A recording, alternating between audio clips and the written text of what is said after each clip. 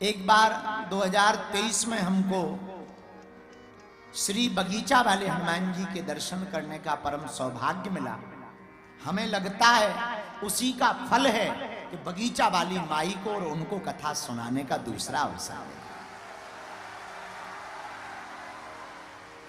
एक साल ही हुआ और हनुमान जी की महती कृपा, गुरुदेव के आशीर्वाद से मां बगीचा वाली धाम माता मंदिर की यह श्री भद्रकाली मां कंकाली सेवा समिति के सभी लोग और यहाँ के महंत हमारे बड़े ही प्रिय श्री जीतू जी महाराज जी के द्वारा सत्य संकल्प लिया गया और हमको पुनः किलेश्वर महादेव की नगरी में, बाबा भानगिर की नगरी में, राजा महाराजाओं की नगरी में, संतों की तपोभूमि की नगरी में, जिसे पूर्व में करहरा के नाम से जाना जाता था, वर्तमान में करेरा नाम से जाना जाता है, इस भूमि में 7 दिन के लिए आने की कृपा उनकी हम पर है। पहला सौभाग्य तो हमने जन्म लेते ही पाया। बड़े भाग्य मानस तनु पावा, बड़ा भाग्य पहला पाया, मनुष्य तन पाया। मान लो भैंसिया बने होते तो क्या कथा सुन पाते या कह पाते? तो पहला सौभाग्य क्या? दुर्लभम मानुषम देहे, ये पहला सौभाग्य है, मनुष्य का तन मिला। पर दूसरा सौभाग्य हमारा तब जागा जब भारत जैसा वतन मिला। अच्छा विचार करो, चीन में होते छोटी छोटी आंखें, सबको देखने के बाद ऐसा लगता जैसे दे कॉपी पेस्ट ब्रह्मा जी ने लगातार कॉपी पेस्ट कर। उनकी मजाक नहीं कर रहे हम, पर अगर चीन में होते या अन्य देशों में होते तो क्या कथा कह पाते, सुन पाते? चीन में होते वहीं चिंग चंग चांग चंग चमांग चमांग।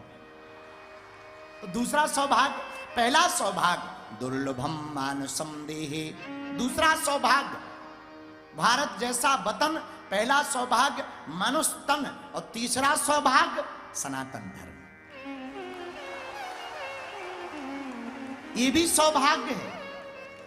स्वधर्मेन धनम श्रेया पर धर्मो भयावह, गीता में भगवान कृष्ण कहते हैं। सनातन धर्म की महिमा क्यों? सनातन का मतलब इस संपूर्ण सृष्टि में जितने भी देश हैं, द्वीप हैं, उपद्वीप हैं, महाद्वीप हैं, जहां जहां रहने वाले मनुष्य मात्र हैं, उन सबकी जीवन शैली, जीने की आचार संहिता का नाम सनातन धर्म है। हर चीज की एक आचार संहिता होती है, तो मनुष्य की आचार संहिता सनातन धर्म है। अभी हम जब सौरभ जी के साथ बैठे थे कमरे में, चाय पी रहे थे, तो ये अमेरिका में रहते, WWE में ढिसुम ढिसुम करते, तो हम इनसे बात कर रहे थे, तो हमने कहा कि आपको विदेश कैसा लगा? हम भी गए 2-4 जगह, 2-4-10 दिन के लिए। बोले गुरुजी अकेला रहना हो तो अमेरिका में रहो और मजे में रहना हो तो भारत में रहो। वहां लोग हैं, इंसान हैं, पर इंसानों को एक दूसरे से मतलब नहीं है। हमारे भारत में गांव में किसी की चोरी हो जाए तो पूरा पूरा गांव बैठा रहता, कहे भैया कितने बजे हो गए, कितना चला गया, कुछ भी हो एक बार पूछ लेते, एक बार अपनत्व जता लेते। तब इन्होंने हमसे पूछा कि आपका विचार क्या है विदेशों पे? हमने कहा विदेशों की दृष्टि है व्यापार की, भारत की दृष्टि है परिवार की। और ये कोई हम बिना तर्क की बात नहीं कह रहे, शास्त्र कहते वसुदेव कुटुंबकम, हमारे शास्त्र कहते सारा संसार हमारा है। इसलिए हमने कहा पहला सौभाग्य मनुष्य का तन, दूसरा सौभाग्य भारत जैसा वतन, तीसरा सौभाग्य सनातन धर्म। अब चौथा सौभाग्य जगाना, क्या? तर्कवादी बुद्धि के मालिक बनना है, विचारवान बनना है, प्रज्ञावान बनना है, बुद्धिमान बनना है।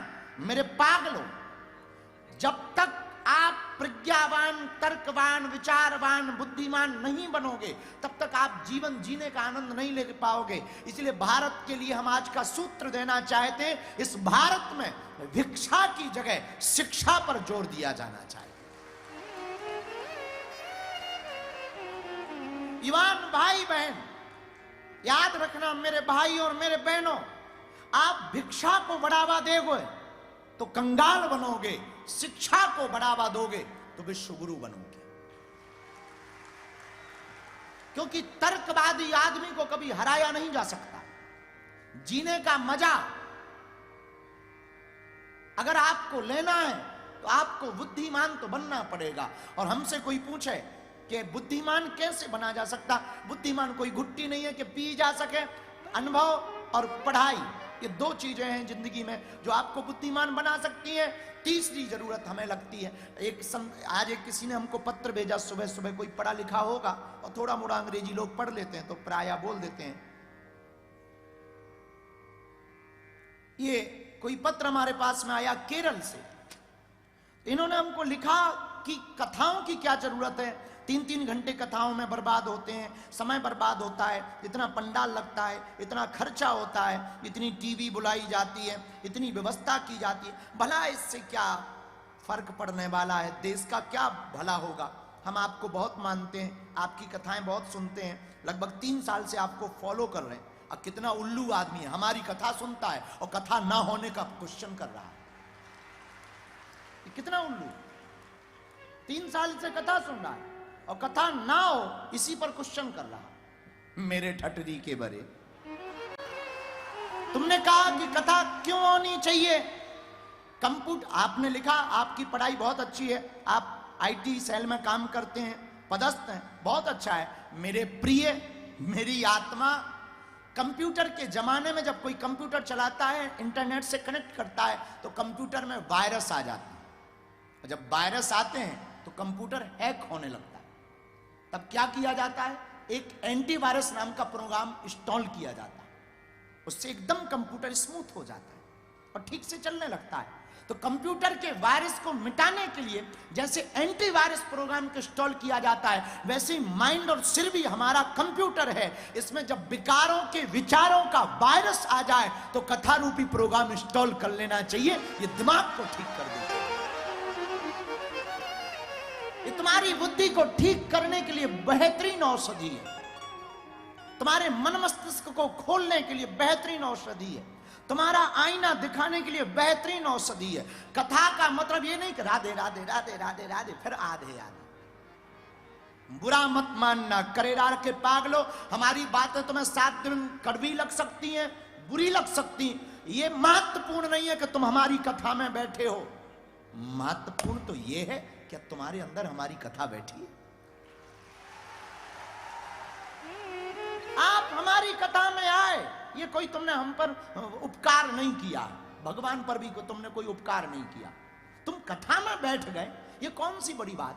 थिएटर में जाके भी तो बैठ जाते, मंत्रालय में भी तुम बैठ जाते, पड़ोसी के घर के बाहर भी बैठ जाते हो, तो तुम कथा में भी अगर बैठ गए तो कोई उपकार तुमने परमात्मा पर नहीं किया। और यह भी तय कि तुम 7 दिन की कथा सुनकर के समझो कि तुम्हारे सब पाप कट गए, तो ये उल्लू बना।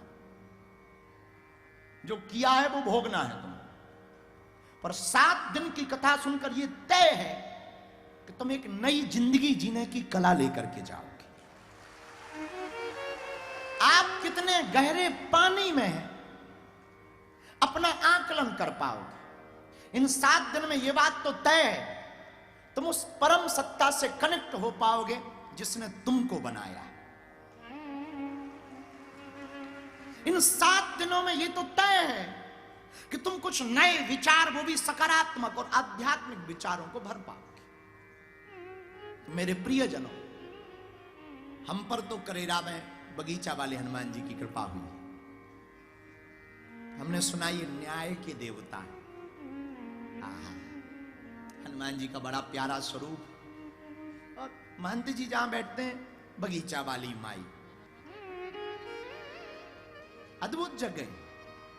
हम दर्शन करेंगे, आप लोगों को हमारे कारण असुविधा ना हो तो हमने प्रणाम कर लिया था कि हम आएंगे, रात को भी आ सकते, सुबह भी आए। पर हम एक बात कहना चाह रहे, आपसे प्रार्थना करना चाह रहे, आप जिस करेरा में हो वो कोई साधारण भूमि नहीं है। यहाँ के भगवान कृष्ण की कथा में यहाँ की सुनाते हैं वो सिठानी वाली सत्य घटना, वो बगीचा के हनुमान जी का चमत्कार। हमारी तो कई बार रोमावली खड़ी हो जाती है। करेरा के बगीचा के हनुमान जी की चर्चा आती है जब एक साधारण सा सिपाही पुलिस थाने में पदस्थ है, अब वो पूजा में इतना मदमस्त हो गया वो भूल गया, और उसके बड़े सीनियर अधिकारी निरीक्षण करने आए। वो इतना डूब गया कि उसे पता नहीं था, और उस जिस थाने में वो पदस्थ था उससे कुछ लोग ईर्ष्या करते थे। उन्होंने सोचा ये ठीक है, ये आज उपस्थित नहीं होगा तो सीनियर अधिकारी से इसकी शिकायत करें, ये बहुत लापरवाह है। और वो तो प्रभु की पूजा में डूबा था। हनुमान जी, बगीचा वाले हनुमान जी की आरती कर रहा था, आरती गा रहा था। हनुमान जी ने सोचा इसका अहित ना हो जाए, बुरा ना हो जाए। ये हमारे प्रभु का स्वभाव है, कितना मीठा स्वभाव है, हमारे भक्त का बुरा ना हो जाए। तो वो आरती करता रहा और हनुमान जी उसका रूप बना करके सिपाही बन करके खड़े हो गए।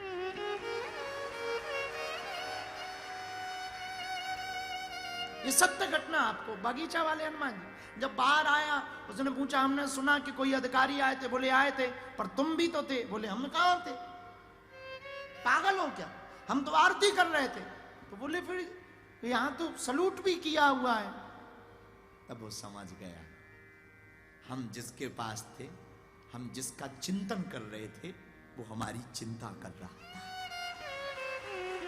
इसलिए मेरे आत्माओं, मेरे प्रिय जनों, मेरे प्रिय सदस्यों, हम तुमसे प्रार्थना करें, हम जिस परमात्मा का चिंतन करेंगे वो हमारी चिंता करेगा।